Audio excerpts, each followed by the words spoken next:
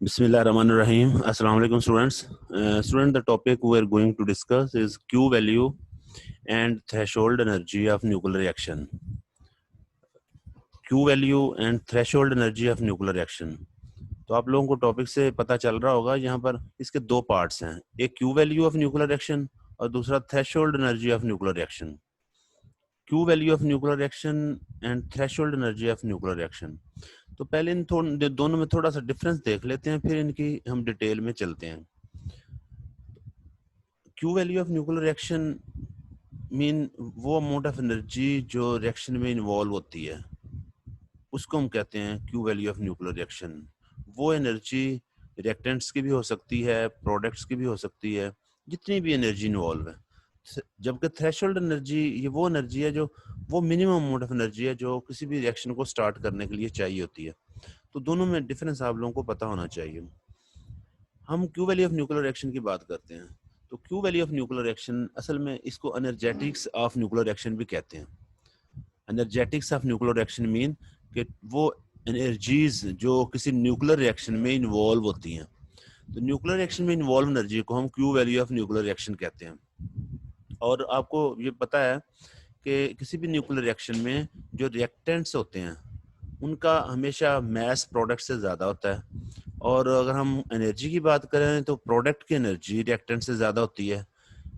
लेकिन दोनों का जो कंबाइंड इफेक्ट है, दोनों का कॉम्बिनेशन जो है वो हमेशा कांस्टेंट होता है, वो कंजर्व होता है. और ये पीछे law of conservation of mass energy आप लोग पढ़ चुके हो, तो हम उस law of conservation of mass energy को भी यहाँ अप्लाई करेंगे. So you must kept in mind this law.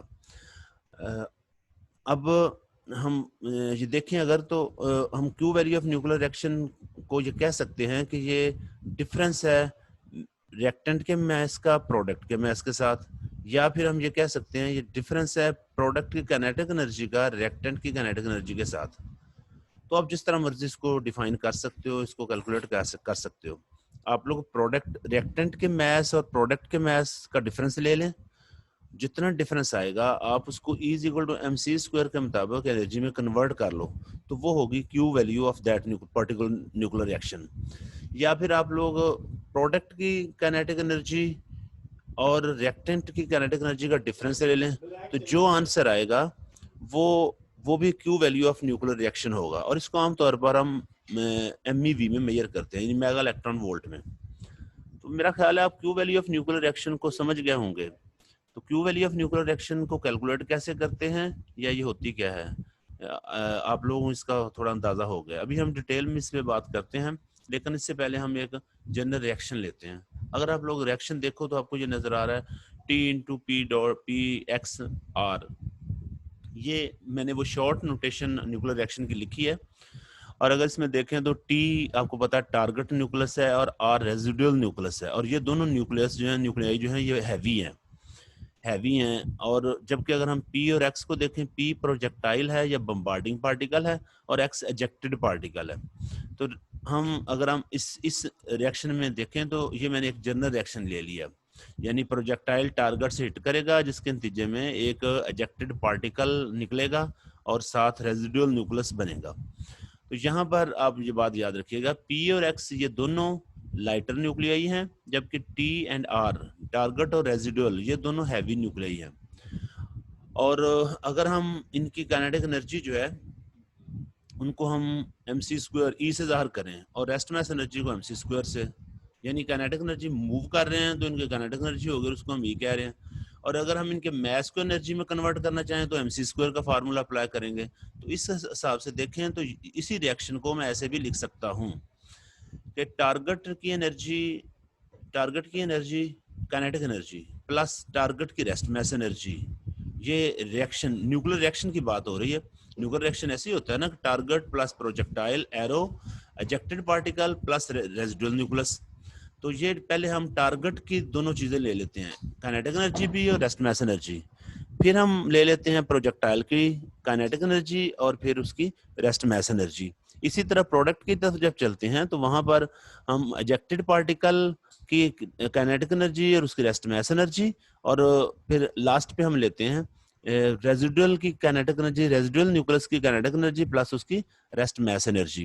तो ये जो पहला एक्सप्रेशन, पहला जो रिलेशन विद एरो लिखा हुआ है, आप लोग आई होप इसको समझ गए होंगे।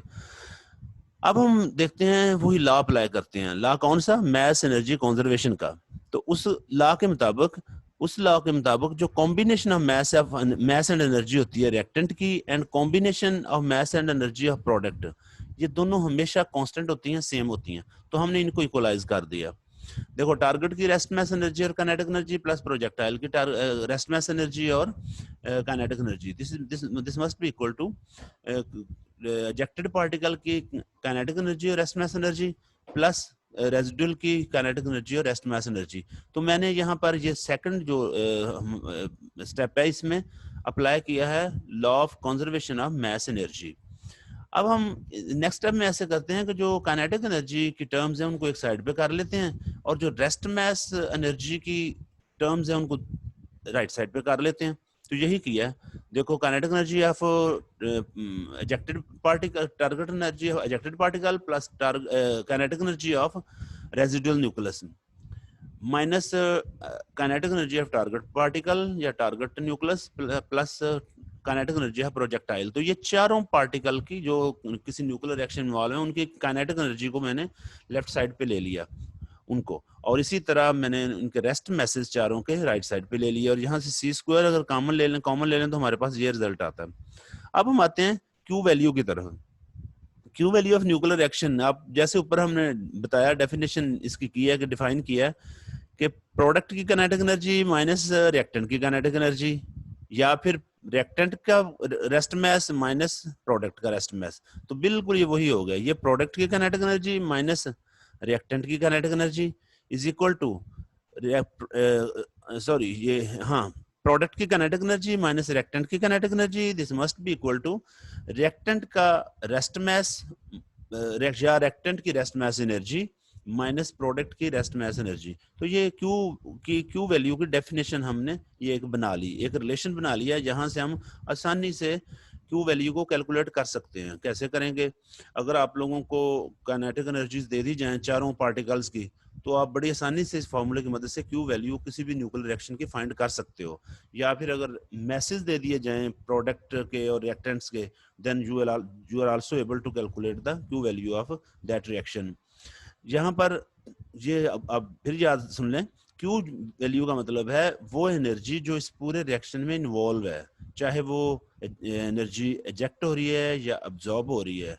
तो उनके लिए ये अब यानी किसी भी न्यूक्लियर रिएक्शन में टोटल जो उसकी एनर्जी है उसको आप कैलकुलेट कर सकते हो इस फार्मूले से। तो बेटे, ये कमिंग स्लाइड्स में आप लोगों को मैं असाइनमेंट के तौर पर एक क्वेश्चन भी दे रहा हूँ जिसमें आप लोगों ने क्यू वैल्यू को कैलकुलेट करना है। तो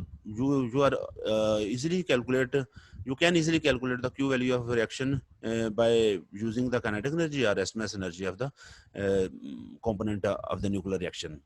तो यहाँ पर हम ये Q वैल्यू है न्यूक्लियाई की, लेकिन जब हम कोई न्यूक्लियर रिएक्शन करते हैं तो हम न्यूक्लियस के अंदर से न्यूक्लियाई को निकाल कर रिएक्शन नहीं करवाते, आपको ये तो पता है। मसलन हम यूरेनियम पर अगर बम्बार्डमेंट करते हैं न्यूट्रॉन की, तो यूरेनियम का न्यूक्लियस नहीं लेते बल्कि यूरेनियम का एटम लेते हैं। तो किसी न्यूक्लियर रिएक्शन में एटम्स इन्वॉल्व होते हैं, न्यूक्लियस नहीं। ऑल्दो चेंजेस न्यूक्लियाई में आती हैं, लेकिन हम जब रिएक्शन करते हैं तो हम न्यूट्रल पार्टिकल, न्यूट्रल एटम लेते हैं। तो न्यूट्रल एटम के केस में क्यू वैल्यू क्या बनेगी? सिर्फ फर्क ये होगा कि हर रेस्ट मास के साथ आप number of message of all electron वो भी ऐड कर दोगे। देखो, जैसे ये क्यू वैल्यू ऑफ रिएक्शन में हमने क्यू वैल्यू को ऐसे भी लिख सकते हैं in case of neutral atom कि mass of target nucleus plus mass of all electron in that nucleus, in that atom. तो Gt is the total number of electrons और Me is the mass of one electron. तो ये total mass आ गया neutral atom का। इसी तरह plus अगर हम प्रोजेक्टाइल की बात करें तो mass of projectile plus total number of electron involve in the projectile multiply by mass of one electron। तो ये हमारे पास रिएक्टेंट्स की रेस्ट मास एनर्जी आ गई। अब हम इसमें से माइनस कर देंगे प्रोडक्ट की रेस्ट मास एनर्जी, लेकिन इस केस में आप लोगों को सिर्फ न्यूक्लियाई नहीं लेने होंगे बल्कि न्यूट्रल एटम लेने हैं। तो ये सारा है क्यू वैल्यू को कैलकुलेट करने का। Q value of nuclear reaction को आप इस तरीके से कैलकुलेट कर सकते हो, लेकिन ये जो कैलकुलेशन है ये याद रखेंगे ये उस केस में है कि अगर आप लोगों ने टारगेट पर पार्टिकल को बमबार्ड किया और उसके नतीजे में जो प्रोडक्ट बनेगा उसमें कोई डायरेक्शन की चेंजेस नहीं आई। ये बड़ी इंपॉर्टेंट बात है जो आपने याद रखनी है, यानी सब कुछ लीनियरली हुआ है, एक ही डायरेक्शन में हुआ, वन डायरेक्शन में सब कुछ हो रहा है।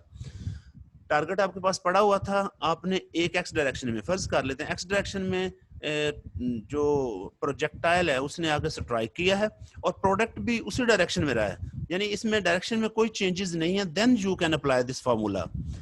अगर डायरेक्शन में चेंजेस आएंगी तो क्यू वैल्यू में चेंज आ जाएगी। ये बड़ी इंटरेस्टिंग बात है और कमिंग स्लाइड में हम इसी को डिस्कस करेंगे। तो ये याद रखना है, अब ये क्यू वैल्यूज लीनियर रिएक्शंस के लिए हैं। अगर एंगल स्कैटरिंग होती है, अगर प्रोडक्ट स्कैटर होते हैं, किसी डायरेक्शन में मूव करते हैं प्रोडक्ट या हॉरिजॉन्टल एक्सिस के साथ कोई खास एंगल बनाते हैं, तो उस केस में ऐसे होगा कि एंगल इन्वॉल्व होंगे, सो एनर्जी में चेंजेस आ जाएंगी। तो क्या चेंजेस आएंगी उनको हम देखते हैं।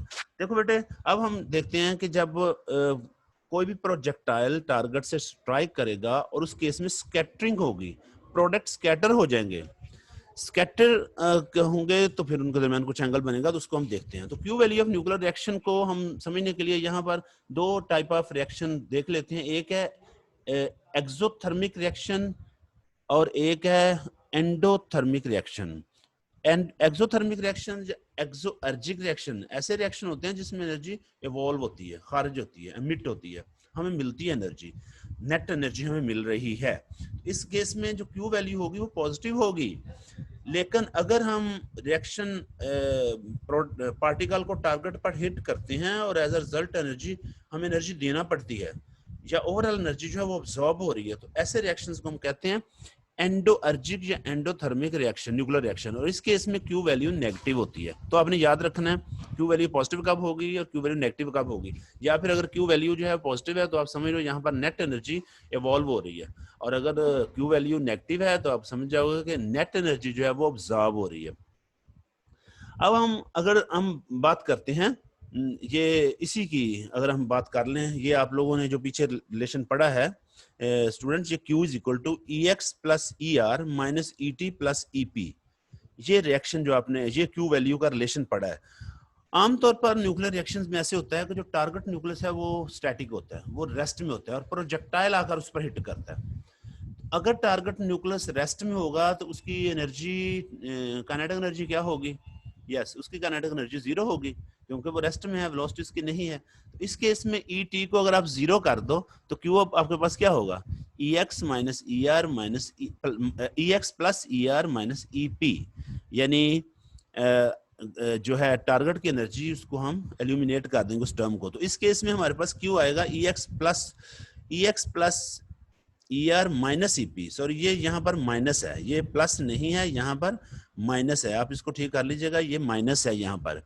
तो बेटे आप ये relation, this is another relation for Q value, और इस रिलेशन से आप लोगों को अगर काइनेटिक एनर्जी दे दी गई है, लेकिन काइनेटिक एनर्जी भी दे दी गई है और टारगेट न्यूक्लियस रेस्ट में है, तो आप लोगों को बाकी तीनों जो पार्टिकल हैं न्यूक्लियर, उनकी एनर्जी दी हुई है, तो आप आसानी से क्यू वैल्यू को कैलकुलेट कर सकते हो।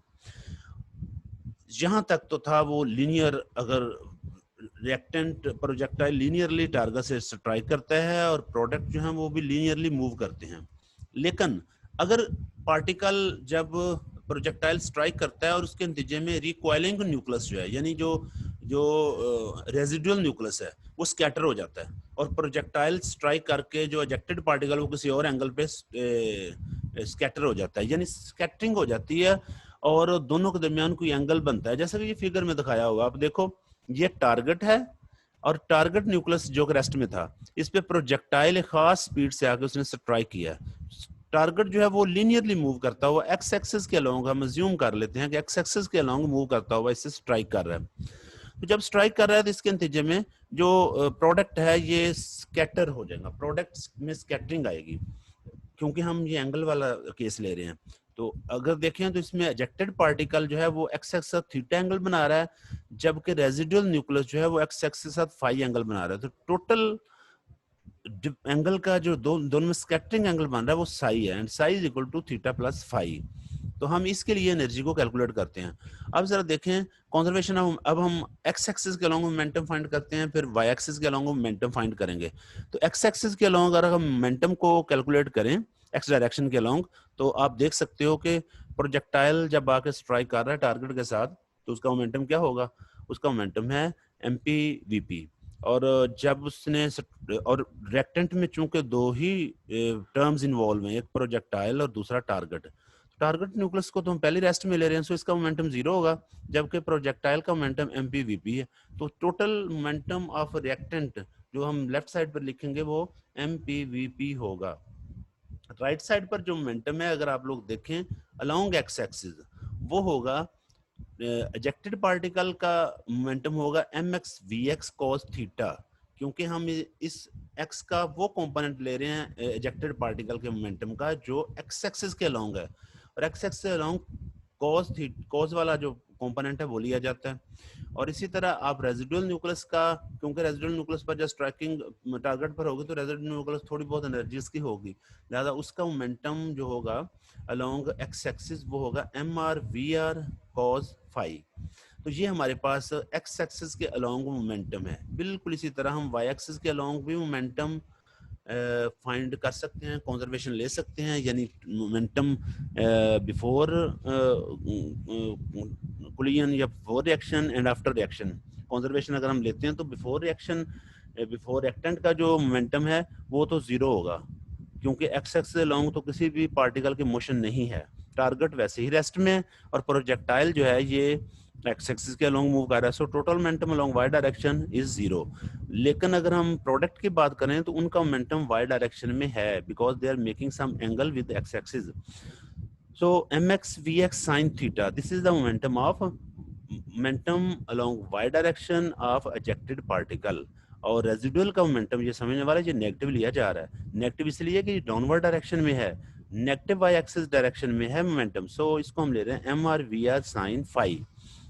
अब हम देखते हैं मोमेंटम और एनर्जी की को कन्वर्ट करना, आप लोग जानते हैं, आपको पता है half m square is equal to kinetic energy, और टू को अगर आप इधर ले जाएं तो एम, और एम इसे इधर ले जाएं और साथ आप लोग एम से मल्टीप्लाई भी कर दें तो बन जाएगा m square v square is equal to two m E, और एम वी आ जाएगा टू एम ई सारे का स्क्वायर रूट या सारे की पावर 1/2।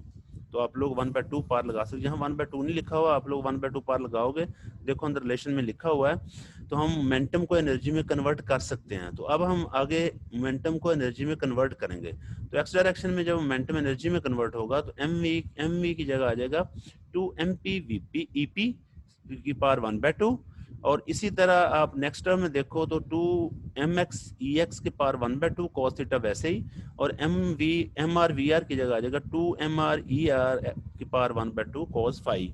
और इसी तरह वाई डायरेक्शन में जब हम मोमेंटम की जगह काइनेटिक एनर्जी पुट करेंगे तो वो ये नीचे रिलेशन है, लेकिन ये ऊपर रिलेशन हमें जो दिया हुआ है इसमें सिर्फ ये किया है कि सारों में से 2 को कॉमन लेकर कैंसिल कर दिया है। लेफ्ट हैंड साइड में भी 2 की पावर 1/2 थी, और राइट हैंड साइड में भी हर टर्म में 2 की पावर 1/2 थी, सो इसको कैंसिल कर दिया, तो हमारे पास ये final momentum in term of kinetic energy आ गया एक्स डायरेक्शन में, और ये नीचे वाला ये हमारे पास final momentum in term of kinetic energy आ गया ये वाई डायरेक्शन में। अब हम इन दोनों इक्वेशंस को ऐड स्क्वायर करेंगे और ऐड करेंगे, तो स्क्वेयरिंग और एडिंग के केस में हमारे पास कुछ इस तरह का ये रिलेशन बनेगा। तो अगर आप लोग इसको देखें तो ये आप लोग ये सिंपल सी कैलकुलेशन है, आप लोग ये कैलकुलेशन कर सकते हो, और इसके बाद हमारे पास ये रिजल्ट आ रहा है एम पी। यहाँ पर याद रखना है कॉस थीटा प्लस फाई का फार्मूला जो है वो बनेगा कि cos theta cos phi minus ये mathematic trigonometric identity, and you can easily use this, you know very well about this identity कि कॉस थीटा प्लस फाई किसके इक्वल होता है। तो यहाँ पर ये सिर्फ एक फार्मूला अप्लाई होगा, और यहाँ पर अगर आप लोग देखो ये थीटा प्लस फाई ये साई के इक्वल है, तो सो मैं यहाँ पर इसकी वैल्यू साई पुट कर सकता हूँ। तो अगर आप देखें तो ये हमारे पास एक रिलेशन बन गया है कि m p E p is equal to minus 2 m x MR/EX/ER 1/2 cos theta plus phi, theta plus phi की जगह साई भी पुट कर सकते हैं, minus MX/EX minus MR/ER equal to 0। तो ये सिंपल कैलकुलेशन है। अगर आपको इसमें कोई मसला आ रहा हो तो आप मुझसे बाद में भी डिस्कस कर सकते हैं। इसके बाद अगर आप देखो पीछे हमने ये क्यू का रिलेशन पढ़ा था, Q is equal to EX plus ER minus EP, यानी जब टारगेट न्यूक्लियस रेस्ट में हो तो उनके काइनेटिक एनर्जी के हवाले से Q वैल्यू क्या होगी। और यहाँ से EP की वैल्यू आप अगर आप देखें, EP की वैल्यू आएगी इन term of Q EX plus ER minus Q, और ये वैल्यू आप लोग इस EP की जगह पुट कर सकते हो ये ऊपर वाले रिलेशन में। तो जब हम ये पुट करेंगे और इसको फर्दर सिंप्लीफाई करेंगे तो हमारे पास ये एक काफी लंबा सा रिलेशन बन जाता है। और यहाँ से ये जो लेफ्ट हैंड साइड पे टर्म आती है वो MPQ आ रही है। MPQ से हमने वैल्यू, हमारा ऑब्जेक्टिव क्या था, हमारा ऑब्जेक्टिव था बेटे Q वैल्यू को कैलकुलेट करना। तो Q वैल्यू जो हमें मिल रही है दैट इज इक्वल टू ये MP को आप दूसरी तरफ डिवाइड कर दें तो ये रिलेशन बनता है। तो this is the relation for Q value when product is scattering. Scattering product के लिए Q की वैल्यू ये है। तो यहाँ पर सारी टर्म्स आसानी से फाइंड हो सकती हैं और स्कैटरिंग एंगल आप लोगों को दिया जाएगा। जितना स्कैटरिंग एंगल होगा आप यहाँ पुट करके Q वैल्यू फाइंड कर सकते हैं। तो ये दोनों रिलेशन हमने जो Q वैल्यू के कैलकुलेट फाइंड किए हैं, पहला रिएक्शन जो है ये उस वक्त अप्लाई होता है जब आप ये समझ लें कि स्कैटरिंग नहीं हो रही, और ये दूसरा रिलेशन जो है उस वक्त अप्लाई होगा जब स्कैटरिंग होगी। तो दोनों केसेस में जो Q की वैल्यू के रिलेशंस हैं वो हमारे सामने हैं। अब हम इनको यूज करते हुए आगे प्रॉब्लम्स को सॉल्व कर सकते हैं। तो किसी भी रिएक्शन में Q वैल्यू को कैलकुलेट करने के लिए, चाहे वो स्कैटर्ड हो रहा है प्रोडक्ट या एक ही लीनियरली मूव कर रहा है, तो हम आसानी से Q वैल्यू को फाइंड कर सकते हैं। तो ये दूसरी तरफ अगर देखो, क्वेश्चन सॉल्व बाय योरसेल्फ, ये दो क्वेश्चन है जो आपने खुद ही सॉल्व करने हैं, बहुत आसान से हैं। पहले क्वेश्चन में आपने Q वैल्यू को फाइंड करना है, रिएक्शन आपको दिया हुआ है और मैसेज जो है रिएक्टेंट और प्रोडक्ट के वो भी आपको दिए हुए हैं। और दूसरा रिएक्शन भी कुछ इसी तरह का है जिसमें लेड जो है उस पर बम्बार्डिंग होती है, लिथियम के न्यूक्लियस की गैमा रेडिएशन इमिट हो रही है और एस्टाटीन बन रहा है। और इसमें भी आप लोगों को जो इन्वॉल्व है इसके अंदर न्यूक्लियाई, उनके मैसेज दिए हुए हैं, आप लोगों ने Q वैल्यू को फाइंड करना है। बेटे ये तो था Q वैल्यू के बारे में, जो कि हमारे आज के लेक्चर का एक ऑब्जेक्टिव था। आज के लेक्चर के दो पार्ट हैं, दो ऑब्जेक्टिव हैं। पहले ऑब्जेक्टिव को हमने डिस्कस कर लिया है। दूसरा ऑब्जेक्टिव जो है वो थ्रेशोल्ड एनर्जी के बारे में। थ्रेशोल्ड एनर्जी मैंने आपको बताया था, थ्रेशोल्ड एनर्जी क्या होती है। थ्रेशोल्ड एनर्जी वो मिनिमम अमाउंट ऑफ एनर्जी है जो किसी न्यूक्लियर रिएक्शन को स्टार्ट करने के लिए चाहिए। अब अगर आपके पास एनर्जी थ्रेशोल्ड एनर्जी से कम है तो you can't start a nuclear reaction.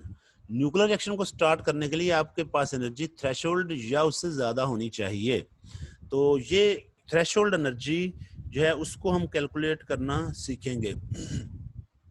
इसके लिए हम थ्रेशोल्ड एनर्जी को आमतौर पर ETH, ये सबस्क्रिप्ट TH से ज़ाहिर करते हैं, और हम ये एक ऐसा रिएक्शन यहाँ कंसिडर कर रहे हैं इसको समझने के लिए जिसमें टारगेट न्यूक्लियस जो है वो रेस्ट में है। रेस्ट में होने का मतलब ये है कि उसकी जो काइनेटिक एनर्जी वो जीरो है। जब काइनेटिक एनर्जी जीरो होगी तो हम वही पीछे इसकी आगे रिएक्शन में जो काइनेटिक एनर्जी उसको जीरो काउंट करेंगे। तो हमारे पास ये एक जनरल रिएक्शन है जिसमें टारगेट रेस्ट में था। ये प्रोजेक्टाइल इसने टारगेट को हिट किया और ये कंपाउंड न्यूक्लियस बना और उसके नतीजे में प्रोडक्ट RX बने। यहाँ पर कंपाउंड न्यूक्लियस बनाने का मकसद पता क्या है कि ये हम ले रहे हैं थ्रेशोल्ड एनर्जी। थ्रेशोल्ड एनर्जी आपको पता है मिनिमम अमाउंट ऑफ एनर्जी होती है, और आपने पीछे रिएक्शंस के टाइम में पढ़ा था कि अगर amount of energy bombarding particle की मिनिमम होगी तो फिर उस सूरत में कंपाउंड न्यूक्लियस बनेगा। तो ये कंपाउंड न्यूक्लियस बनेगा और ये कंपाउंड रिएक्शन की एक टाइप होगी। तो हम इसलिए यहाँ पर कंपाउंड रिएक्शन जो है ना ये शो कर रहे हैं। वैसे भी आगे कैलकुलेशन में थोड़ा ये रिएक्शन लेने से हमें आसानी भी हो जाएगी। तो यहाँ पर ये न्यूक्लियर रिएक्शन है जो आपको नजर आ रहा है। इसकी Q वैल्यू को अगर कैलकुलेट करना है तो वही, चूंकि टारगेट रेस्ट में है तो Q वैल्यू होगी ER plus EX minus EP। अब अगर आप लोग देखें एनर्जी ऑफ कंपाउंड न्यूक्लियस, अगर हम सिर्फ कंपाउंड न्यूक्लियस की बात करें, हम प्रोडक्ट को छोड़ देते हैं, यानी रिएक्टेंट आपस में मिले हैं और कंपाउंड न्यूक्लियस बना है, उस केस में या फिर आप प्रोडक्ट को छोड़ दें तो आप कंपाउंड न्यूक्लियस से प्रोडक्ट को बना लें या कंपाउंड रिएक्टेंट से कंपाउंड न्यूक्लियस ले लें। मतलब आप ये दोनों, ये रिएक्शन असल में इनको दो तरह से डील कर सकते हैं, प्रोडक्ट रिएक्टेंट से कंपाउंड न्यूक्लियस या कंपाउंड न्यूक्लियस से प्रोडक्ट। तो हम यहाँ पहले ले रहे हैं कंपाउंड न्यूक्लियस से प्रोडक्ट। कंपाउंड न्यूक्लियस से प्रोडक्ट अगर हम लेते हैं तो आपको पता है एनर्जी किसकी ज्यादा होगी, एनर्जी यानी कंपाउंड न्यूक्लियस की एनर्जी को हम ईसी कहते हैं, और जो एनर्जी है प्रोडक्ट की उसको हम EX plus ER plus EX कह रहे हैं।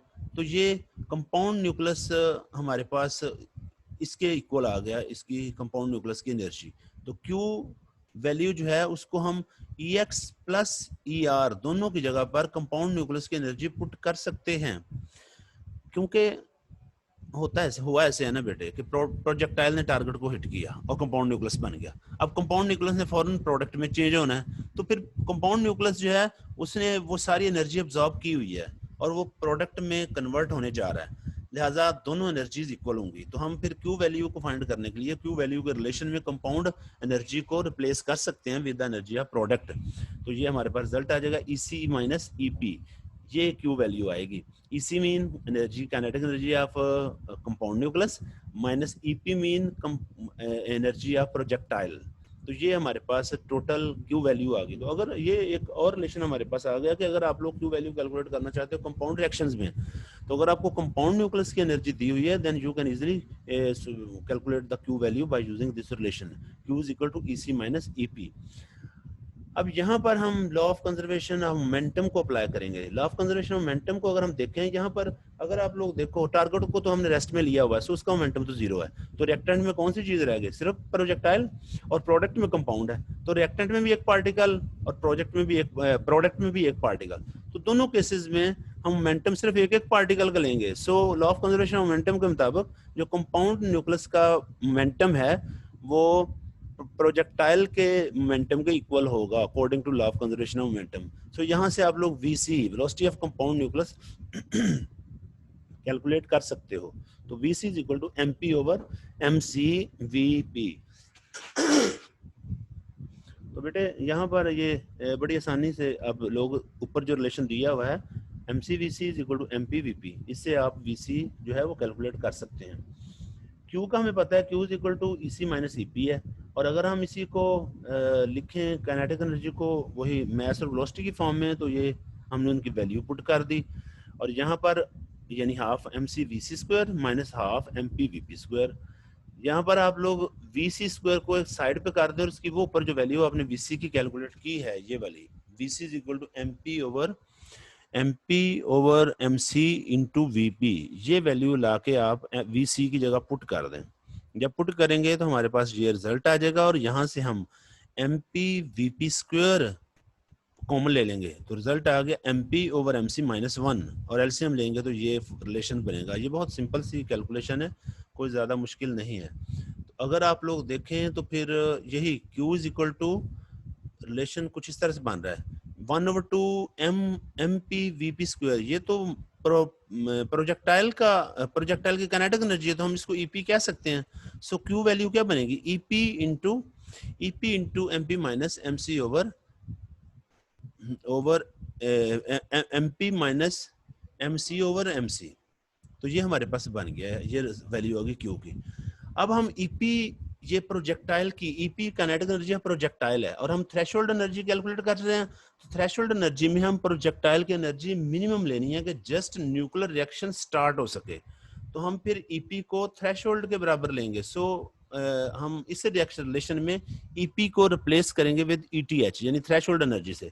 तो जब हम यहाँ पर पुट करेंगे Q is equal to threshold energy into MP minus MP plus MT over MP plus MT, यानी हमने ऐसे किया है कि MC की जगह ये कंपाउंड न्यूक्लियस के मास को रिप्लेस कर दिया with the mass of projectile and mass of target. तो जब ये वैल्यू दोनों MC की जगह पुट करेंगे तो हमारे पास MP MC कैंसिल हो जाएगा, और रिजल्ट आ जाएगा Q is equal to ETH into minus MT over MP plus MT। और यहाँ पर अगर आप लोग ETH कैलकुलेट करना चाहे तो this becomes very easy. ETH is equal to minus Q into MP plus MT over MT।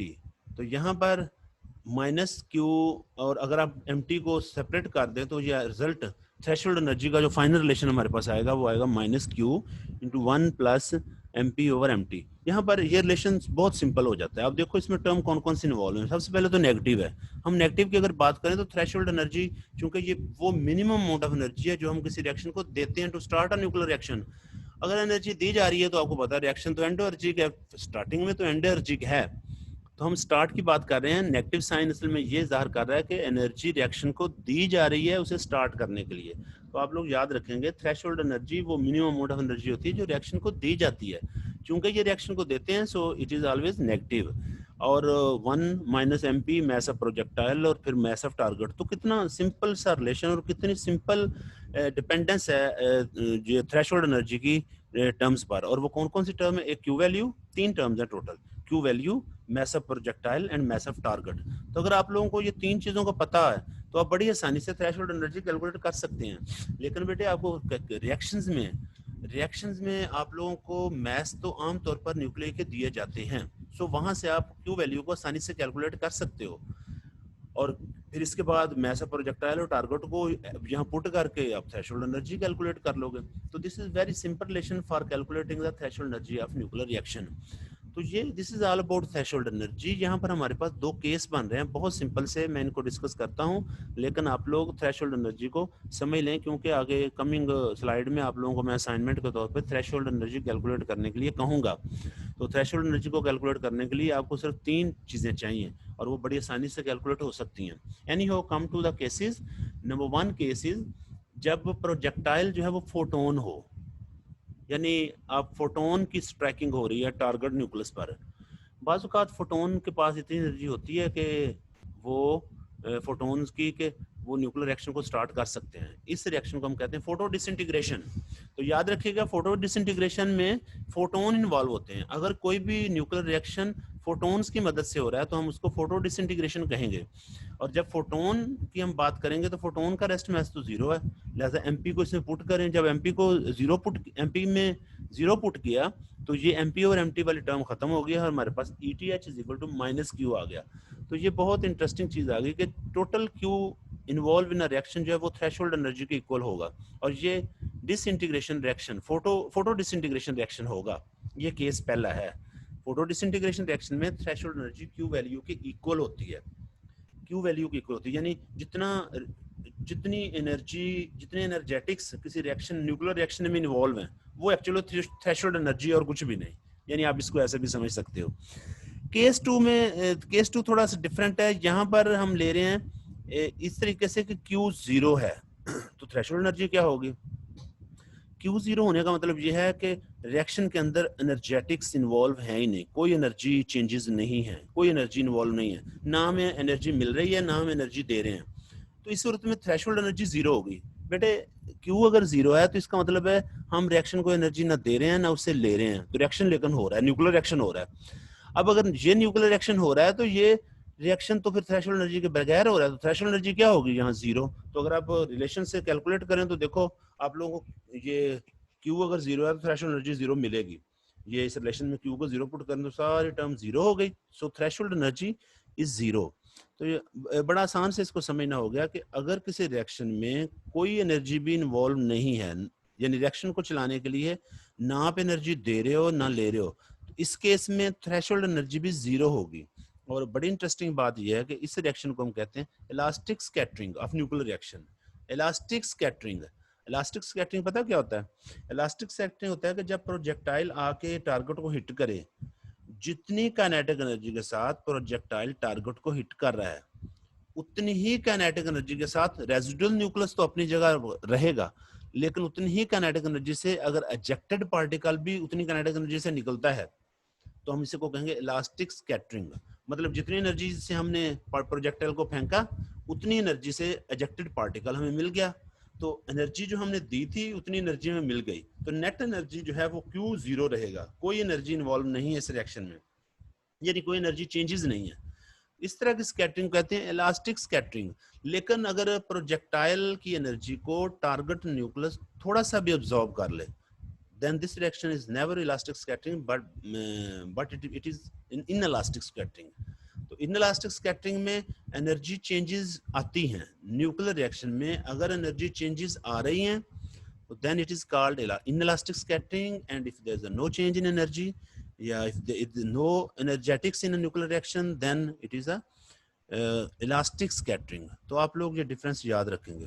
Last में मैं आप लोगों को ये 2 असाइनमेंट के तौर पे क्वेश्चन और दे रहा हूँ। इनमें पहला क्वेश्चन है find the threshold energy of reaction. ये रिएक्शन दिया हुआ आपको, मैंने शॉर्ट नोटेशन में ये रिएक्शन लिखा है, लेकिन इनमें जो न्यूक्लियर इन्वॉल्व है उन तमाम का मैथ दिया हुआ है एएमयू में।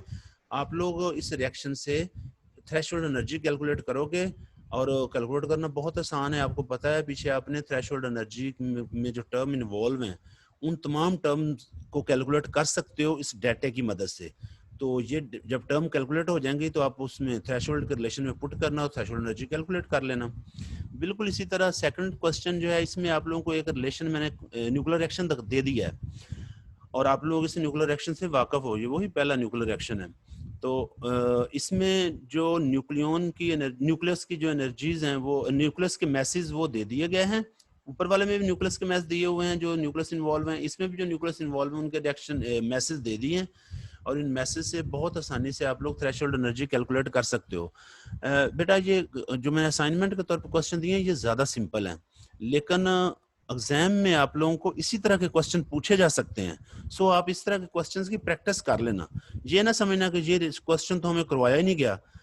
आप लोगों को क्वेश्चन ये न्यूक्लियर रिएक्शन में चेंज कर सकता हूँ, ज़ाहिर है न्यूक्लियर रिएक्शन चेंज होगा तो उनके तो न्यूक्लियस के मैसेज भी चेंज होंगे।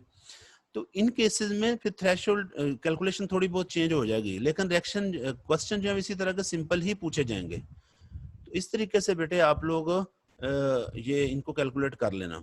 तो ये आज का फिर हमारा जो लेक्चर था उसके 2 ऑब्जेक्टिव थे कि how to calculate the Q value of nuclear reaction and how to calculate the threshold energy of nuclear reaction. तो ये 2 ऑब्जेक्टिव थे, क्यू वैल्यू को भी समझना और उसे कैलकुलेट करना सीखना, थ्रेशोल्ड को भी, थ्रेशोल्ड एनर्जी को भी न्यूक्लियर रिएक्शन में सीखना और उसको कैलकुलेट करना कैसे करते हैं ये भी सीखना। तो आई होप ये दोनों ऑब्जेक्टिव हमने गेन कर लिए होंगे। बेटे आप लोग अपने अभी ये लेक्चर जब क्वेश्चन सेशन स्टार्ट होगा उसमें आप लोग इसके बारे में बहुत सारे क्वेश्चन पूछिएगा। ओके, अल्लाह हाफिज।